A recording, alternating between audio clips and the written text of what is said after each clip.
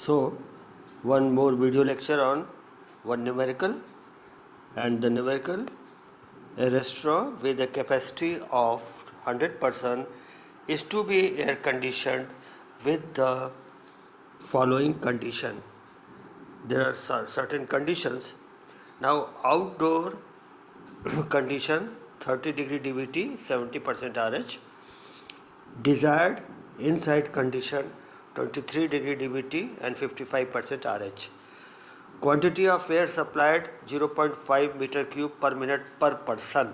Conditions are achieved by cooling, dehumidification and then heating.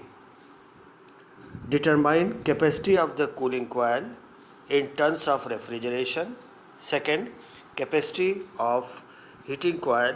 Third, amount of water removed by humidification. And fourth, by bypass factor of heating coil if its surface temperature is 35 degrees centigrade. Surface temperature is given, that is ADP, that is apparatus dew point. Now let us come on the psychrometric chart. This is what I have drawn, the psychrometric chart. Point number 1, 70% RH and 30% DVT. It has been shown over there. Point number 2, point number 3, point number 4, at which we have to go 23 degree DVT and 55% RH. It is given in the question. 30 degree DVT and 70% RH, first point.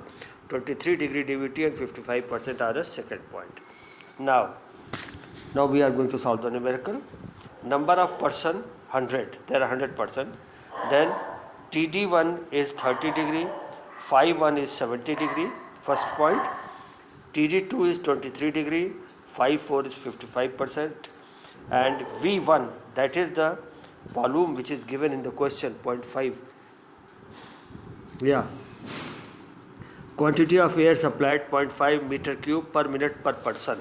So V1, that is 0.5 meter cube per minute per person, that is there are 100%, 0.5 into 100, then V1 is equal to 50 meter cube per minute. Okay. Then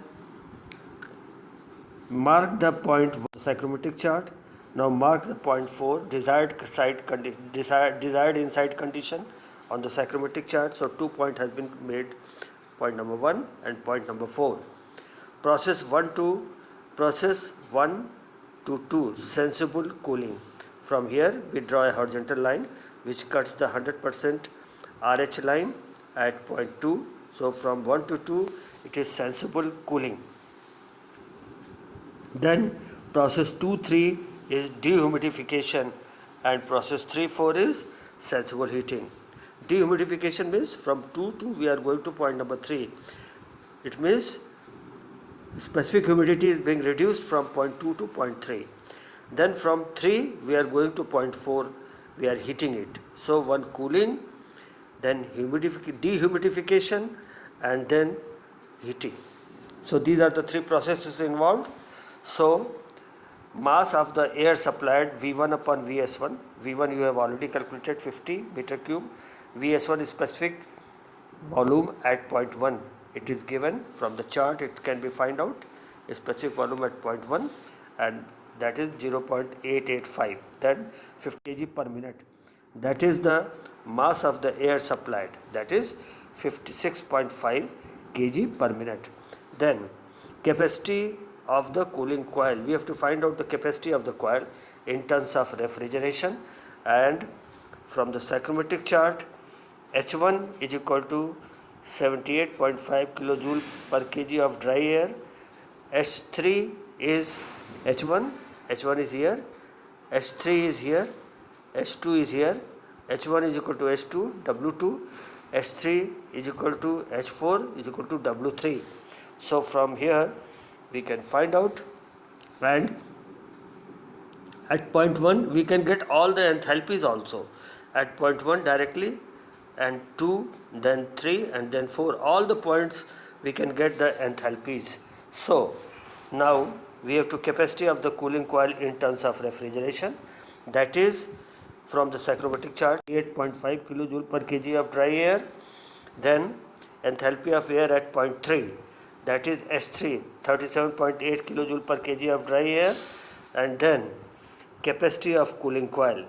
We have already found out the mass. MA we have calculated earlier, 56.5 MA. H1 minus H3. H1 minus H3. That is the change in enthalpy. That is H1 and that is H3. H4 is equal to H3. H4 is separate. H1 minus H3, that is we are cooling it, then dehumidification, then heating it.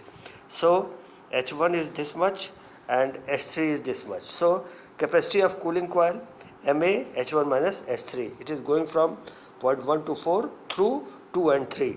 H1 minus H3, that is 56.5 into 78.5 minus 56.5 kilojoule per minute. And if we divide it by 210, we get in the form of TR, 10.95 TR. Okay, 10.95 TR. Now, next is capacity of heating coil. Heating is taking place from 3 to 4. So H4 we know, we can directly get it from the psychrometric chart, 47.6 kilojoule per kg of dry air. Then capacity of heating coil MA H4 minus H3.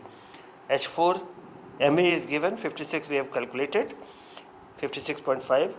H4 from the psychrometric chart 47.6 minus 33.8, that is 554 kilojoule per minute.